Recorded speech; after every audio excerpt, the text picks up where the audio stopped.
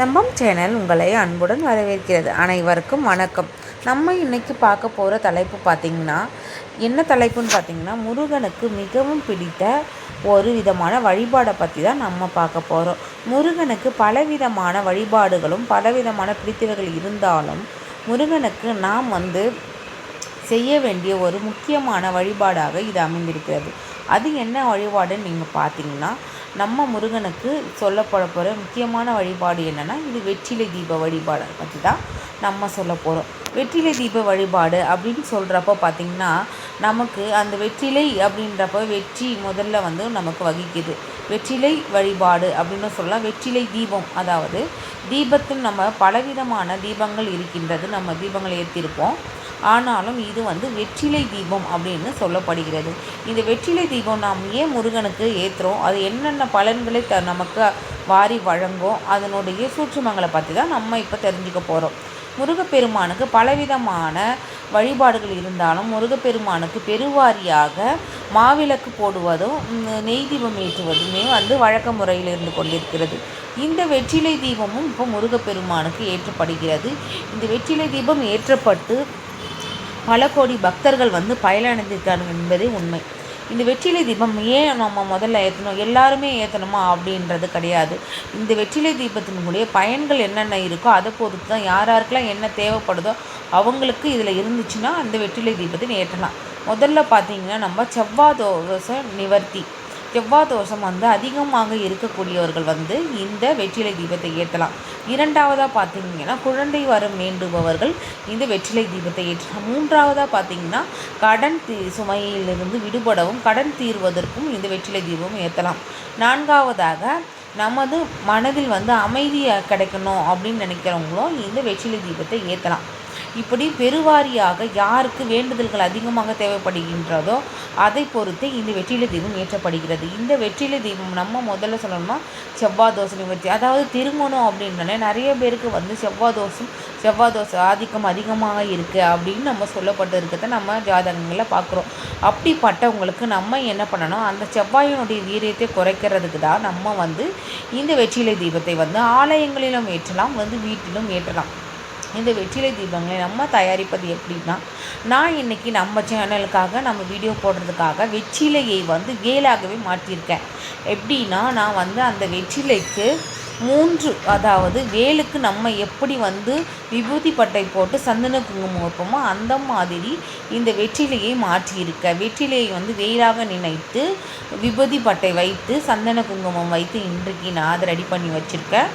6 வெற்றிலைகளை நான் தயார் பண்ணி வச்சுருந்தேன். அந்த 6 வெற்றிலைகளுக்கும் 3 பட்டை விபூதி பட்டை போட்டு சந்தன குங்குமம் வச்சுருந்தேன். அதுக்கப்புறம் பார்த்திங்கன்னா, நான் நம்ம வீட்டில் வச்சுருக்கேன் வேலை வச்சுருக்கேன். வேலை என்ன பண்ண, வேல் இருக்கவங்க நீங்கள் என்ன பண்ணலாம், நான் வேலை சும்மா வைக்கக்கூடாதுன்றதுனால அதில் அரிசியை கொட்டி அதுக்கு மேலே இந்த வேலை வச்சுருக்கேன். அதுக்கப்புறம் 6 விதம், அதாவது அகல் விளக்குகளை எடுத்து அதில் நம்ம முதல்ல நெய்யை ஊற்றி வைக்கணும். கண்டிப்பாக நெய் ஊற்றினா நல்லது.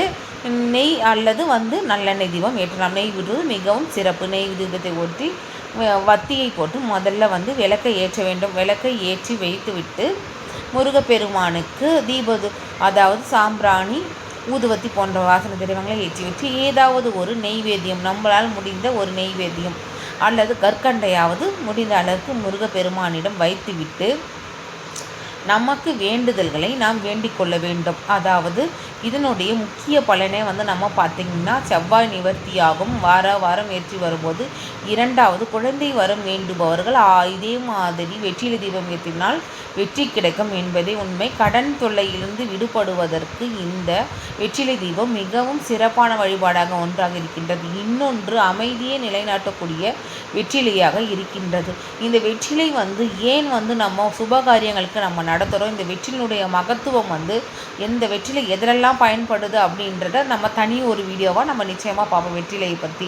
இன்றைய நாளில் வெற்றிலை என்பது வெற்றியோடு கூடிய ஒரு தீபத்தை ஏற்றும் போது முருகப்பெருமானுக்கு அது பெருவாரியான நல்ல பலன்களை, நேர்மறை எண்ணங்களையும் இழுத்து நமக்கு வெற்றியை வாரி வழங்கும் என்பதே உண்மை. அப்படிப்பட்ட வெற்றிலை தீபத்தை நாம் முருகப்பெருமானிடம் ஏற்றி மனதார பிரார்த்தனை செய்து கொண்டோமானால் நிச்சயமாக செவ்வாதோஷ நிவர்த்தியும் நிறைவேறி கடன் தொல்லைகளிலிருந்தும் விடுபட்டு குழந்தை வரமும் பெற்று அமைதியும் கிடைத்து அத்துடன் நில தகராறுகள், அதாவது நில சம்பந்தப்பட்ட தகராறுகள் இருந்தால் அவர்களும் வெற்றிலை தீபம் ஏற்றணும், அதில் வெற்றி கிடைக்கும் என்பதே உண்மை. இப்படிப்பட்ட இத்தனை விதமான பலன்களை கொடுக்கக்கூடிய ஒரு வழிபாடாகத்தான் வெற்றிலை தீபம் இருக்கின்றது.